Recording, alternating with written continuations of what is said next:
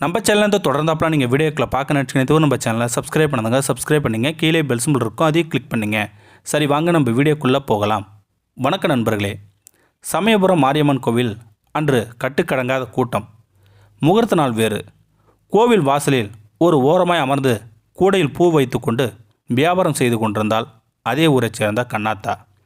நிச்சயிக்கப்பட்ட தன் மகளின் திருமணம் நல்லபடியாக நடந்து முடியுமா என்று ரொம்பவும் கவலையாக இருந்தது கண்ணாத்தாளுக்கு. கல்யாணத்திற்கு இன்னும் 20 நாட்களே இருக்கு நிலை. பேசப்பட்ட நகையில் இன்னும் 2 பவுன் வாங்க முடியல. 2 பவுனுக்கு எப்படியும் 45,000 வேணும். வாயை கத்தி வயிறை கட்டி ஓரளவுக்கு மற்ற ஏற்பாடுகள் செய்து விட்டாள். 2 பவுனுக்காக கல்யாணம் நின்று விடுமோ என்று. அப்படி நின்று விட்டால் பெண்ணின் எதிர்காலம் என்ன ஆகும்? அவள் கவலையோடு பூக்கட்டி கொண்டிருந்தாள்.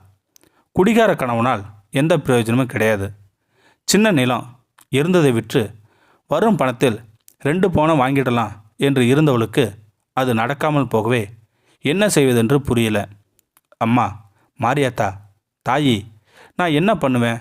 நீ தாண்டி எனக்கு ஒரு வழிகாட்டணும். இல்லாட்டி நானும் என் மவளும் சாகிறதை தவிர வேற வழியே இல்லை. என்னை கைவிட்டுடாத ஆத்தா. மனமுருக வேண்டிக் கொண்டவளின் கண்களிலிருந்து கண்ணீர் வழிந்தது. கோவில் வாசல் வந்து நின்ற காரிலிருந்து இறங்கிய 2 பெண்களும் 2 ஆண்களும் கண்ணாத்தவன் பக்கத்திலிருந்த பூக்கார பெண்களிடம் ஒரு பெரிய பூ பந்து வாங்கினர்.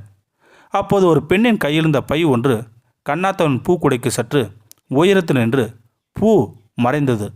சில நிமிடங்கள் இந்த நிலை நீடித்து கொண்டே இருந்தது.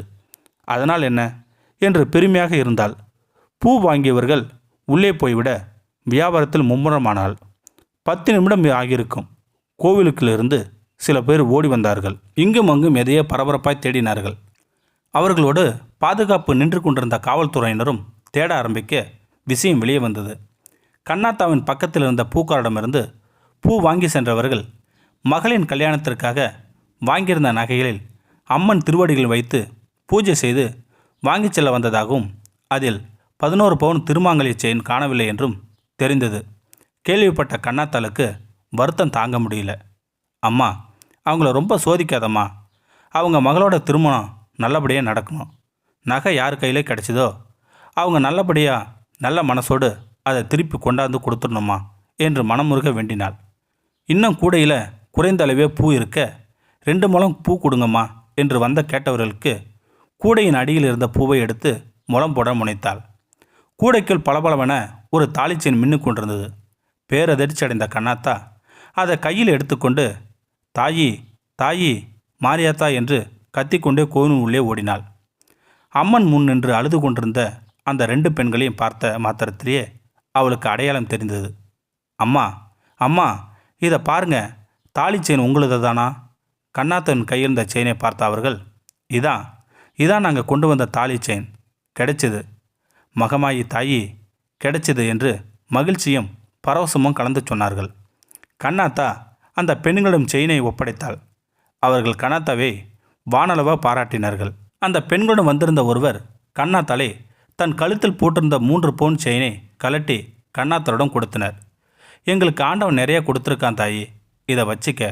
உன்ன மாதிரி நல்ல மனசு உள்ளவங்க இருக்கிறதுனால தான் ஊரில் மழையே பெய்யுது என்றார். அது வேண்டாம் என்று கண்ணாத்தா பலமுறை மறுத்தும் அவர்கள் கேட்கவில்லை. தன் கண்ணெதிரே நடப்பதையெல்லாம் புன்சிரிப்போடு பார்த்து கொண்டிருந்தால் அந்த சமயபுரத்து நாயகி, அந்த 1000 கண்ணுடையாள்.